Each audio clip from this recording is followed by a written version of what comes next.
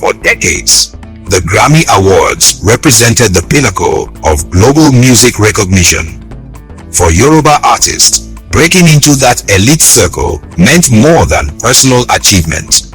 It meant carrying the sound, soul, and spirit of an entire people onto the world's biggest stage. From modern Afrobeat superstars to the father of Afrobeat, Yoruba excellence has left its mark on the Grammys. Today, we're counting down Yoruba Grammy winners. Don't forget to like, subscribe, and hit that bell icon. Now let's dive in. Starting at number 10 is Temilade Openiyi, popularly known as Tems, who won Best Melodic Rap Performance in 2023 for Wait For You. Tems was born on June 11, 1995 in Lagos, Nigeria. She burst onto the global music scene with her unique voice, blending Afrobeats with soul and R&B in ways that felt both fresh and Asian. Her breakout came with the 2019 single Try Me. But international recognition arrived when she was featured on Wizkid's Essence in 2020, which became a global phenomenon. In 2022, Tems was featured on Future's Wait For You alongside Drake. The song topped the Billboard Hot 100 and became one of the year's biggest hits. At the 2023 Grammy Awards, Wait For You won Best Melodic Rap Performance, making Tems a Grammy winner. She also received nominations for Best New Artist and Best Global Music Performance that same year. What makes Tems special is her voice. Raw, emotive, and unmistakably Nigerian, she carries the weight of Yoruba soul into every note. She represents the new generation of Nigerian artists who refuse to compromise their sound for global acceptance. Instead, the world is learning to speak their language. At number 9 is Wizkid, born Ayodeji Ibrahim Balogun, who won Best Music Video in 2021 for Brown Skin Girl. Wizkid was born on July 16, 1990 in Surulere, Lagos, Nigeria. He started making music as a teenager, joining a group called Glorious Five before going solo. His 2010 NRI single Hola at Your Boy launched him to stardom in Nigeria, but he had bigger ambitions. Wizkid became one of the pioneers of bringing Afrobeats to the global mainstream. His 2016 collaboration with Drake on One Dance became a worldwide #1 hit, introducing millions to Afrobeats. His 2017 album Sounds from the Other Side blended Afrobeat with global pop sounds. In 2019, Wizkid was featured on Beyoncé's Brown Skin Girl alongside Saint Jason and Blue Ivy Carter. 2021 Grammy Awards. Brown Skin Girl won Best Music Video, making Wizkid a Grammy winner. Later that year, his album Made in Lagos was nominated for Best Global Music Album at the 2022 Grammys, cementing his status as a global superstar. Wizkid's Grammy win was significant because it validated Afrobeats on the world stage. It showed that Nigerian music wasn't just a trend, but a force that deserved the highest recognition. For young Nigerian artists, Wizkid's Grammy proved that their sound, their language, their culture was enough. Number 8 goes to Kelvin Olusola, who won a Grammy in 2015 with Pentatonix for Best Arrangement, Instrumental or a Cappella. Kelvin Oladipo Olusola was born on October 5, 1988 in Owensboro, Kentucky, to a Nigerian father from Ogun State and a Grenadian mother. He is a beatboxer, cellist, singer, songwriter, and producer. Kelvin graduated from Yale University with a degree in East Asian Studies before pursuing music full-time. As a member of the a cappella group Pentatonix, Kelvin helped redefine what vocal music could sound like. The group gained fame through YouTube and winning NBC's The Sing Up in 2011. Their innovative arrangements, blending beatboxing with harmonies, made them one of the most successful a cappella groups in history. 2015, Pentatonics won the Grammy Award for Best Arrangement, Instrumental or a cappella, for their cover of Dap. Kelvin's beatboxing was a crucial element of their signature sound. The group has since won 3 Grammy Awards total, selling millions of albums worldwide. Kelvin's Nigerian heritage runs. He's spoken about how his father's Yoruba background influenced his appreciation for rhythm and percussion, skills that made his beatboxing revolutionary. He proves that Yoruba talent can excel in any genre, even one as unexpected as a cappella. Number 7 is Hakeem Seriki, known as Chamillionaire, who won Best Rap Performance by a duo or group in 2007 for Reading. Chamillionaire was born on November 28, 1979 in Washington, D.C. to a Muslim Nigerian father and an African-American mother. He grew up in Houston, Texas, where he became one of the city's most successful rap artists. His 2005 single Reading, featuring Crazy A Bone, became a cultural phenomenon. The song topped the Billboard Hot 100 for 2 weeks and became one of the defining rap songs of the mid-2000s. Its catchy hook and social commentary about racial profiling by police resonated across America. At the 2007 Grammy Awards, Reading won Best Rap Performance by a duo group, making Chamillionaire a Grammy winner. Beyond music, Chamillionaire became a successful tech investor and entrepreneur, showing the same business acumen that defines many Yoruba people. Though raised in America, Chamillionaire has always acknowledged his Nigerian roots. His success proved that Yoruba descendants in the diaspora could dominate even genres like Southern hip-hop that seemed far removed from their heritage. Coming in at number 6 is Lekan Babalola, who won a Grammy in 2006 in the jazz category for collaborative work. Lekan Babalola is a Nigerian percussionist, drummer and composer born in Lagos.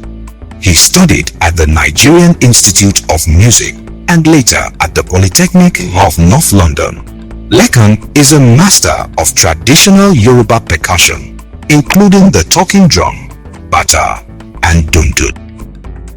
He's collaborated with some of the biggest names in world music and jazz, including Roy Ayers, Branford Marsalis, and Jack Day Jonet.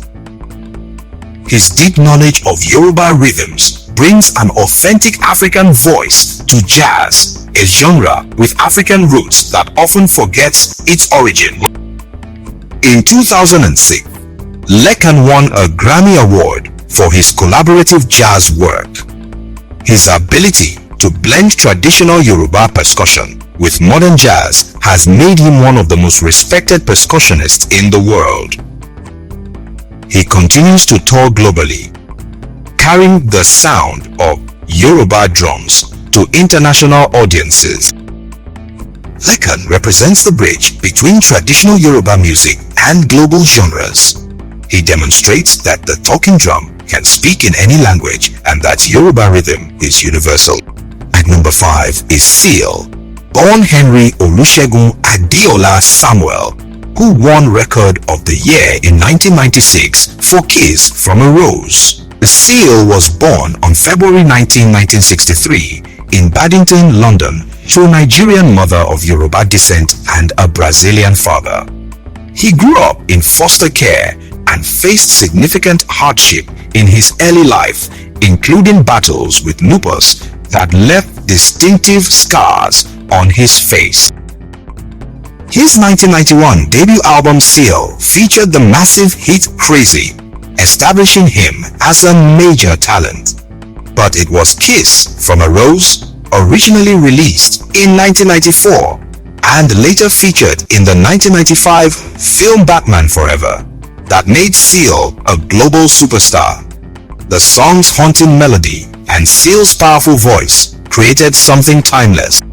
1996 Grammy Awards: Kiss from a Rose won Record of the Year, Song of the Year, and Best Male Pop Vocal Performance.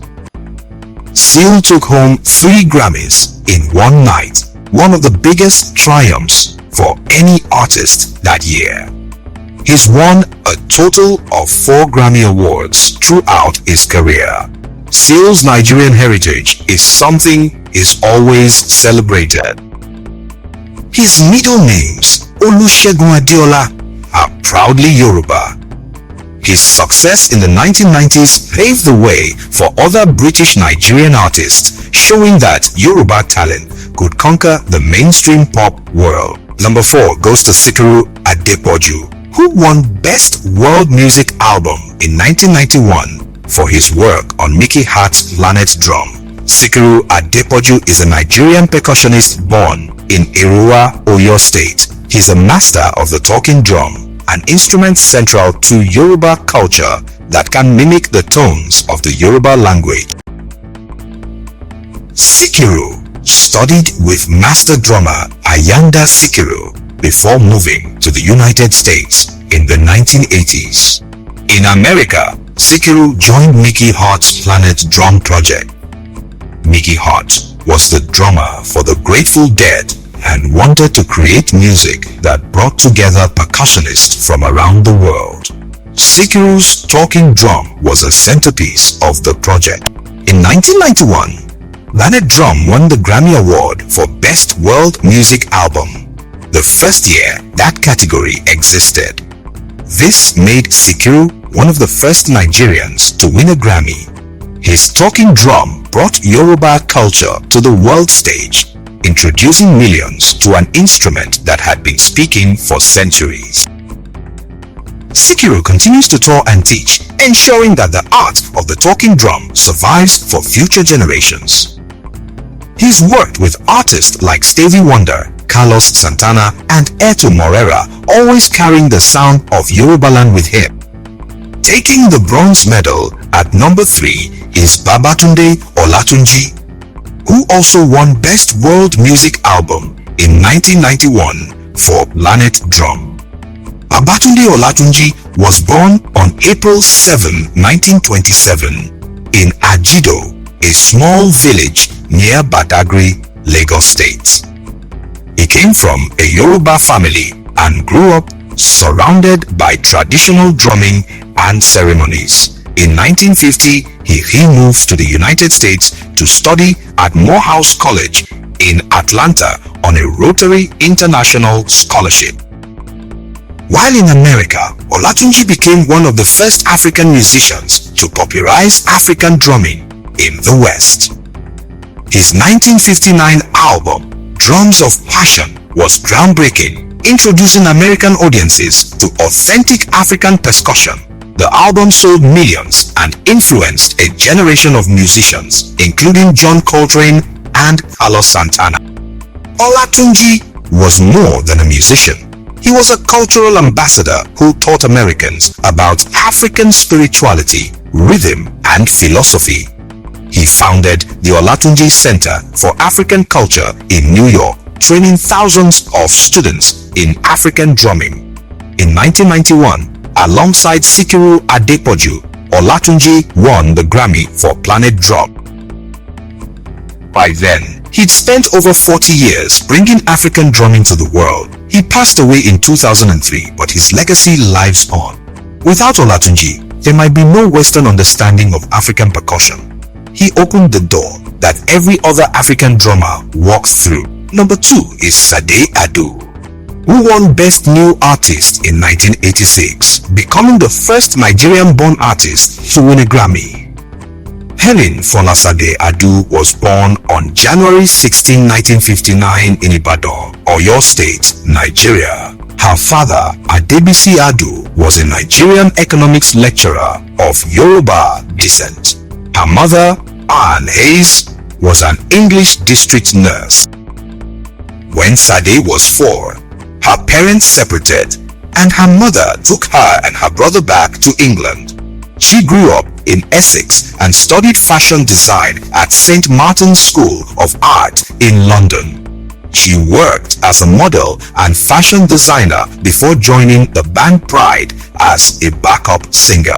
In 1983, Sade formed her own band, simply called Sade, with members Stuart Matthewman, Andrew Hale, and Paul Denman. Their 1984 debut album, Diamond Life, became a global sensation, selling over 6 million copies worldwide. In 1986, Sade won the Grammy for Best New Artist, becoming the first Nigerian-born person to win a Grammy. This was a historic moment, not just for Sade, but for Nigeria and Africa. At a time when African music was largely ignored by the mainstream, Sade proved that African-born artists could dominate global pop music. Sade went on to release multiple platinum albums, winning 4 Grammy Awards total. Her music has sold over 75 million records worldwide. She was appointed officer of the Order of the British Empire in 2002 and commander in 2017, both for services to music. Sade's elegance, her refusal to compromise her sound, and her quiet dignity made her a cultural icon. She opened the door for every Nigerian artist who came after her. And finally, at number 1, the first African to receive a Grammy Lifetime Achievement Award, Fela Anikulapo Kuti. Fela was born on October 15, 1938 in Abeokuta, Ogun State, Nigeria. His mother, Funmilayo Ransom Kuti, was a pioneering feminist and anti-colonial activist. His father was an Anglican minister and school principal. Fela grew up in a family that valued education, resistance, and pride in African. In 1958, Fela went to London to study medicine, but ended up at Trinity College of Music instead, where he studied composition and trumpet. There, he formed a band playing jazz and highlife. When he returned to Nigeria in the 1960s, he began experimenting with sound, blending Yoruba rhythms with jazz, funk, and soul. He called it Afrobeat. Afrobeat wasn't just music, it was revolution. Fela's songs lasted 20, 30, even 40 minutes, with hypnotic grooves and fierce lyrics attacking corruption, military brutality, and colonialism. He sang in broken English and Yoruba Pidgin, making his message accessible to everyone. Songs like Zombie, Water No Get Enemy, Suffering and Smiling, and Colonial Mentality became anthems of resistance. The Nigerian government hated Fela. He was arrested over 200 times. In 1977, over 1,000 soldiers attacked his compound, Kalakuta Republic, burning it to the ground and throwing his mother out of a window. She died from her injuries. Fela was beaten unconscious. Instead of breaking him, it made him fiercer. He carried his mother's coffin to the military headquarters in protest. Fela lived as he lived. He married 27 women in one day in 1978, creating a communal family. He smoked marijuana openly, calling it an African spiritual herb. He declared his compound an independent republic. He ran for president of Nigeria in 1979. Everything he did was defiance. Fela died on August 2, 1997. Over 1 million people attended his funeral. His sons, Femi and Seun Kuti, carry on his legacy, leading his bands Egypt, 80 and Positive Force. During his lifetime, Fela was never nominated for a Grammy. The Western music industry largely ignored him, uncomfortable with his politics and his refusal to conform. But his influence never stopped growing. Artists like Beyonce, Paul McCartney, Tom Yorke, Burna Boy, Wizkid, and Davido all cite Fela as a major inspiration. His music has been sampled by countless hip-hop artists. In 2025, Fela's 1976 album Zombie was inducted into the Grammy Hall of Fame. Then, on January 31, 2026, At the Grammy Special Merit Awards in Los Angeles, Fela Anikulapo Kuti became the first African artist to receive the Grammy Lifetime Achievement Award. His children Femi, Seun, and Yemi accepted on his behalf. Femi Kuti, accepting the award, said, "Thank you for bringing our father here. It's so important for Africa.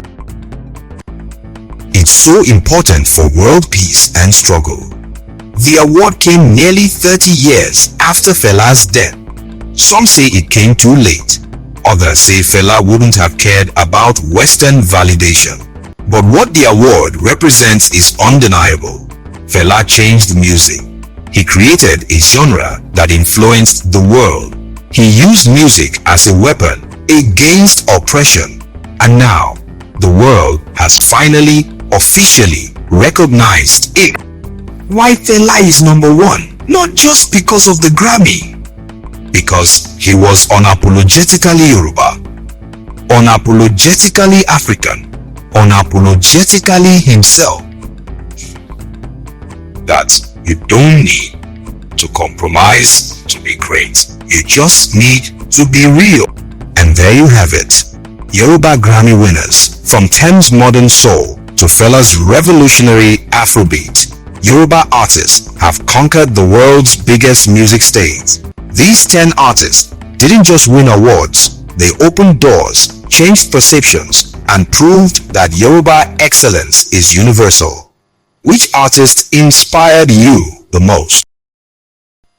Drop your thoughts in the comments. If you enjoyed this video, please like, share, and subscribe to Top 10 Yoruba. Until next time, remember, you come from a people whose music moves the world.